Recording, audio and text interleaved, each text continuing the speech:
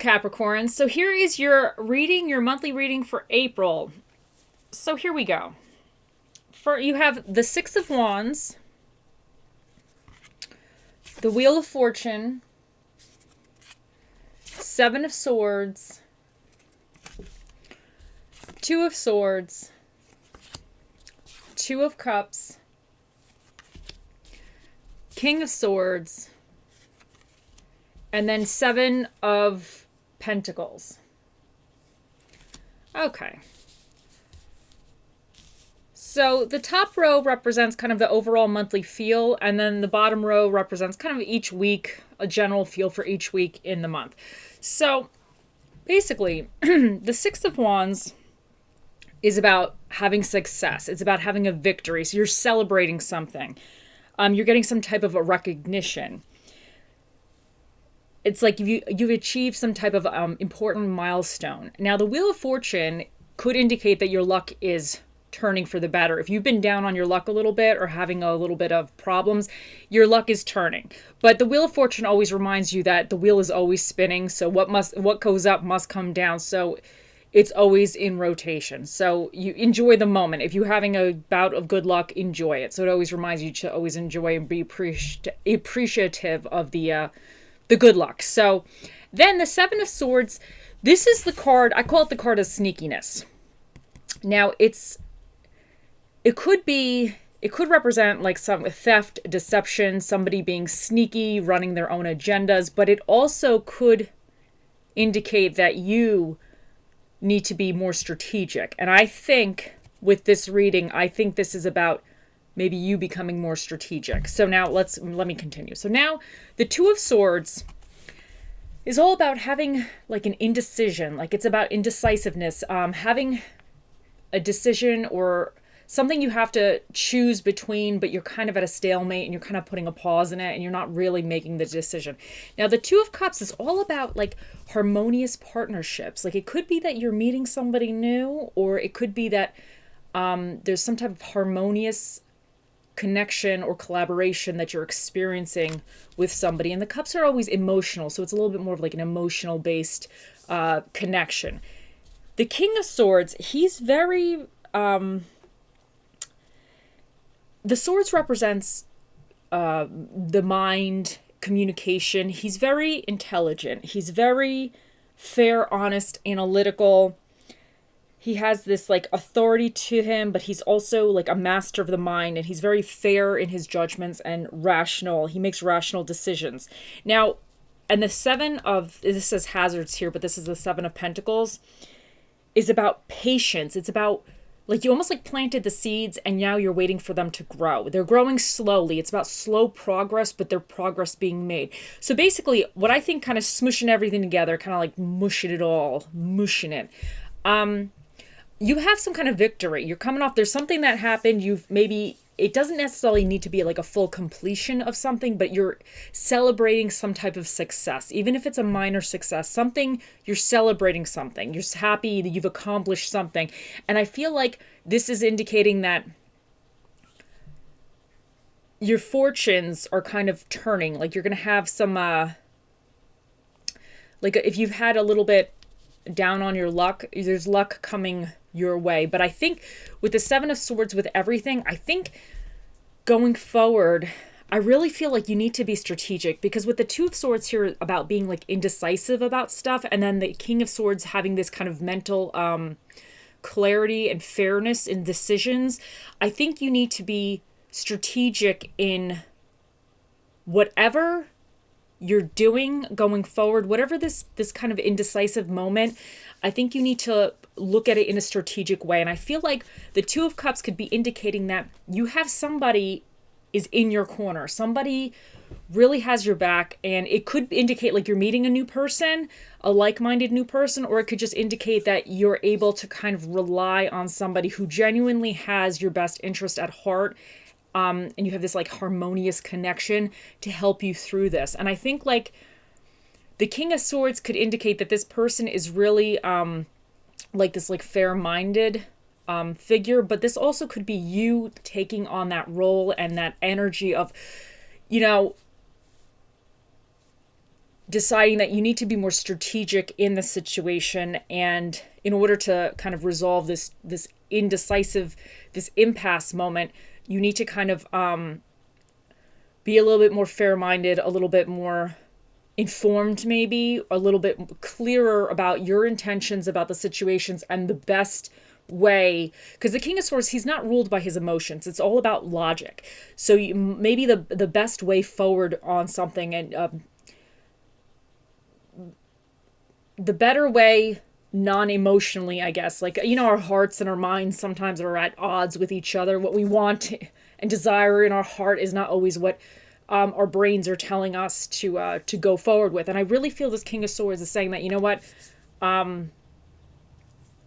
you got to come at it maybe a little bit more logically in a sense. But I think by the end of the month, whatever this is, it's going to be slow growth. There's going to be slow process, but those seeds, those little sprouts are starting to come up. So I think this is very, very good.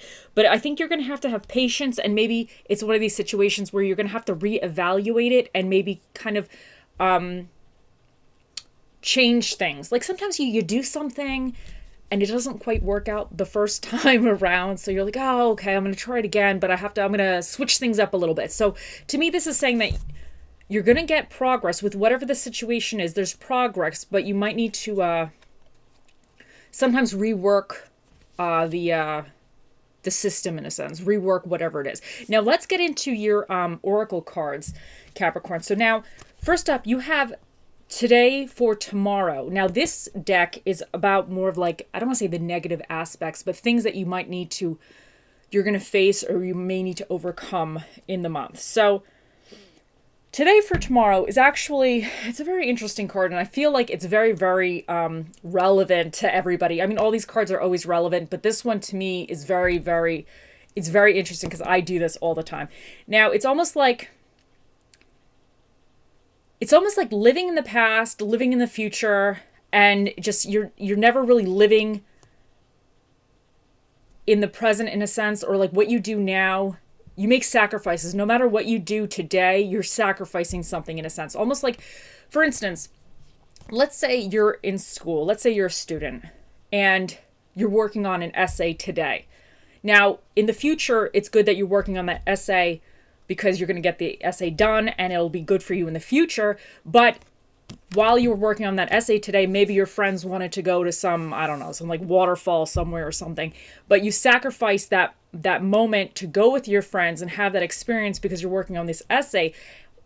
And then vice versa. Let's say if you were like, okay, I'll put the essay off, I'm going to go have that experience with my friends, then you're sacrificing getting the essay done. So it's almost like you never can win in a sense. Like it's almost like no matter what you do, you're sacrificing something. You're sacrificing, let's say, long-term success for short-term happiness, and then, or you're sacrificing short-term happiness for long-term success. So it's like you're always kind of living in between these two moments where it's like you never really quite have, I guess, like it's never, nothing's ever really, really balanced in a sense, if that makes any sense. Like you could sacrifice something, a really great experience for something that is long-term versus, and you never really know. So I thought that was very interesting because I think a lot of us do this. So, okay, so, and I feel like this might kind of come with this whole, this Two of Swords a little bit, like, because I feel like, because this is about decisions making as well. So I feel like this could be tied in with this Two of Swords, whatever this long short-term sacrificing thing is. But I feel like with the Seven of Swords, you're going to be strategic about things. I really feel like this is a card for strategic, at least in this reading. I feel like this is you being strategic. Now, here we go. So then you got Graveyard. There's a song that bellows in the peace of knowing no end, in acknowledging the crossroads of eternity. Now, Graveyard, it's almost like about, it kind of has like this feel a little bit. Let me look at the book, because there was something I forgot. I wanted to say something about it, and then my brain, it's all about peace and acknowledgement, and almost like sometimes ghosts can't move on to the next life because they're stuck with things in this life. So, the Graveyard card will help you find peace with where you are. There are times when we will be faced with difficult situations that are beyond your control. Those are the times that we must surrender to our current place.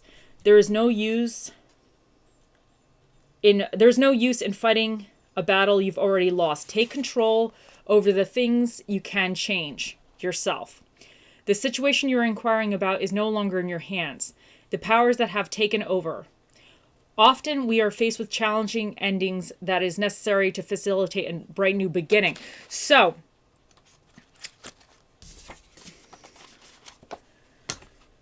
I feel like the situation kind of, and this probably is where the Wheel of Fortune a little bit is coming, because I think the Wheel of Fortune is something that's not in your control either. It's almost like it's dictated by fate. Like if it goes up, if it goes down, if you're good on your luck, if you're down on your luck, it's almost like it's out of your control. This card represents it being out of your control. It is destiny, or it's more like the higher ups. There's nothing you could do to change it in a sense. That's kind of what this Wheel of Fortune is. It's beyond your control. And the graveyard is beyond your control as well. So I do think your luck is changing, because I feel like you have like this victory here. And I feel like, with victory, it's kind of like a little luck. You might get like a lucky break with it.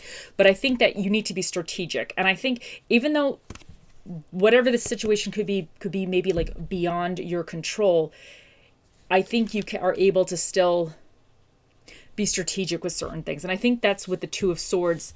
Because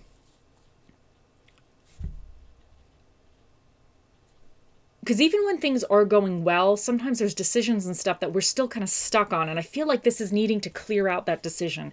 I feel like that's what really is going on. I feel like, because this is the top of the month, I feel like you're entering the month with maybe some kind of impasse and decision. But I do think your luck is changing within the month. And I think you just need to be kind of like strategic about how you're going to be moving forward. I think that's what I mean to say. Sorry. Okay, so you got Fuchsia. It's about true feelings. Within you is all you need to know. And I feel like this decision, I feel like you know it already in your gut, the best way to go with it. Then you got a Carnelian, feed your creativity, which is super exciting. So then you have forgiveness. Stop focusing your energy on the past events, for life is too precious to waste. You create your reality by what you think, dream, and imagine, which I think this is really...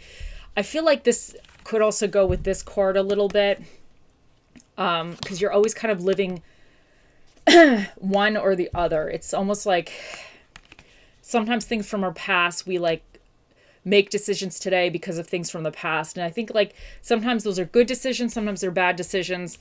It's almost like your past kind of haunts you in a sense. So I think with this, I feel like this is kind of living in the now more. And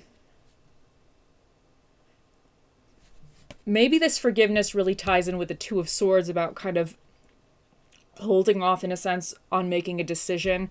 Maybe whatever this is, it might require some kind of, moving forward in a sense to move on to the next thing. Because definitely there's good things happening. I just think you just really need to be very... I don't want to say rational, but I think you need to be strategic. I think this whole thing is about being strategic. Okay, and then next up you have don't be pushed around by the fears in your mind. Be led by the dreams in your heart. So I think this is fantastic. I definitely think this is fantastic. So, and then for your food fortune, what spirit of the dish that shall be with you in the month of April, Capricorns? You have the Middle Eastern, which is the hummus. The spirit of the hummus will be with you. Okay, Capricorns. So think of a question. We're going to ask the Magic 8 Ball in a second. But first, let me get your what stone?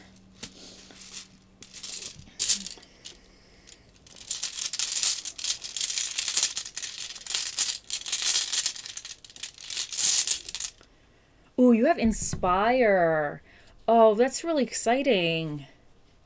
I feel like that goes with the feed your creativity. You know what? Maybe this, whatever Wheel of Fortune, like this kind of victory you're experiencing, could be something that you've been wanting to do, but maybe it just hasn't really worked out for you. Like it could be like you've wanted to do it, but you have like maybe a little bit of of like an accomplishment with it, and then that spark stirs this whole, because sometimes it's like when one good thing happens, you kind of spur other good things to happen. So maybe that kind of changes your fortune a little bit and makes you more positive and puts you in this more positive mindset, and then this kind of spurs forward this whole like kind of collaboration and you being inspired and, you know, moving forward with it. I think that's really, really great, and feeding your creativity. And see, I feel like that goes with this card too. Don't be pushed around by the fears in your mind. Be led by the dreams in your heart. I feel like this could be something that you've wanted to do for a while, and maybe you've been kind of like indecisive about it, but maybe you're having that spark of like, you know what, I'm going to do it. I think it's going to be slow moving. Sometimes these things are slow moving initially. But I do think it's something that you will be able to grow. Whatever this is, it could be a hobby, it could be a friendship, whatever this is, because I think there's somebody, but I think you have support from somebody. I think there's somebody that really has your best interest. This could be a new relationship, but it also could be like maybe you have a friend or somebody that, or you're starting a partnership with somebody on whatever this is, who really has your best interest. And this card is always representing like it's mutually beneficial, you know?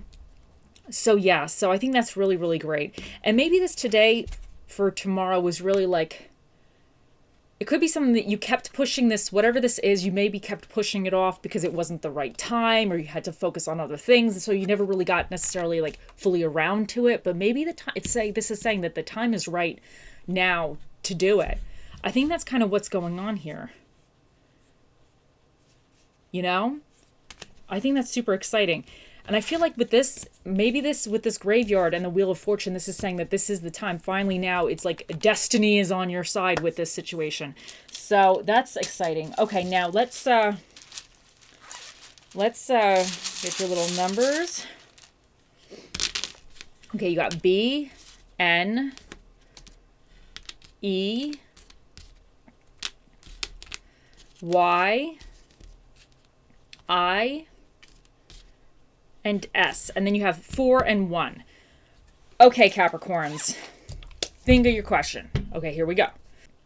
Oh, mystical, magical 8-ball. The mightiest ball of all the balls in all the world. What is the answer to Capricorn's April 2022 question? It says, you may rely on it. There you go, Capricorns. I hope you have a wonderful April. I'll talk to you guys later. Bye.